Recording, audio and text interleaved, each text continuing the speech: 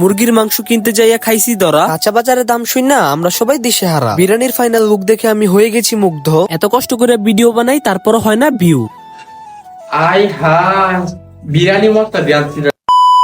হেই WhatsApp guys, আজকের ব্লগটা কি নিয়ে হতে যাচ্ছে এটা তো তোমরা ব্লগের প্রথমটুকু দেখে বুঝে গিয়েছো। হ্যাঁ গাইস, হঠাৎ করে চলে গিয়েছিলাম বন্ধু শান্তর বাসায়। ওইখানে যাওয়ার পর আমরা সবাই সিদ্ধান্ত নেই আজকে রাত্রে বিরিয়ানি খাবো। আর এই বিরিয়ানি রান্না করতে যাই আমাদের সাথে কি কি হয় দেখতে থাকো সম্পূর্ণ ভিডিও। বাসা থেকে বের হয়ে আমরা চলে যাই একটা মুরগির দোকানে। এখান থেকে মুরগি নিয়ে আমরা তিন বন্ধু রওনা দিই কাঁচা বাজারের উদ্দেশ্যে। অনেকটা পথ পাড়ি দেওয়ার পর আমি আমার বন্ধুরা এসে পড়ি কাঁচা বাজারে। এখানে এসে সালাতের জন্য প্রয়োজনীয় জিনিসপত্র আমরা কিনে নেই। এদিকে আমার বন্ধু আগে থেকে শশা নিয়ে দাঁড়িয়ে আছে। তারপর টুকটাক বাজার শেষ করে আমরা সবাই রিক্সায় করে উঠি বাসা যাওয়ার উদ্দেশ্যে। বাসায় এসে সাথে সাথে আমার বন্ধু রকেটের গতিতে পেঁয়াজ কাটতেছে। আর এই পেঁয়াজ কাটার স্পিড দেখে আমি তো পুরাই অবাক। আর পেঁয়াজ কাটার পর আমরা সবাই বন্ধুর এক্সের দুঃখে কাঁদতেছি। থাক বন্ধু কান্দিস না, যাওয়ার পাখি কখনো ফিরে আসে না। হুট করে গইতে যায় আরেক ঘটনা। রান্নার মাঝে বলে আমার বন্ধু নাকি বিরিয়ানির মশলা আনতে ভুলে গেছে। এখন আর কি করার, এই শীতের মধ্যে আবার দোকানে যেতে হবে। এখান থেকে আবার মিসিং জিনিসগুলো নিয়ে আবার আমরা রওনা দেই বাসার উদ্দেশ্যে। বন্ধু শান্ত বাসায় আসার পর বিরিয়ানি রান্না করা শুরু করে দেয়। আর কথার মাঝে একটা কথা তো আমি ভুলেই গেছি, আমার বন্ধু শান্ত কিন্তু একটা মাস্টার শেফ। বন্ধু কাজ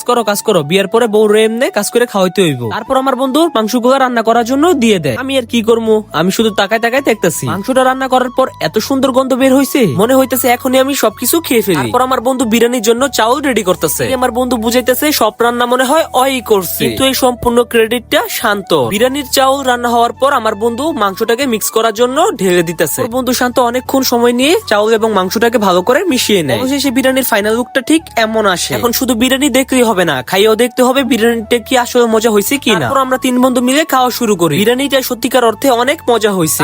বন্ধু শান্ত রেস্টুরেন্টের মাস্টার শেফ। আমার কাছে বিরিয়ানিটা অনেক ভালো লাগছে এবং বিরিয়ানির মশলাটা অনেক সুন্দরভাবে ম্যারিনেট করা হয়েছে। যাই হোক, মুহূর্তগুলো অনেক স্মরণীয় হয়ে থাকবে। ভিডিওটা কেমন হয়েছে সবাই কমেন্ট করে জানাও। তো গাইস, আজকের ভিডিও এই পর্যন্তই। সবাই ভালো থাকো, সুস্থ থাকো, আল্লাহ হাফেজ।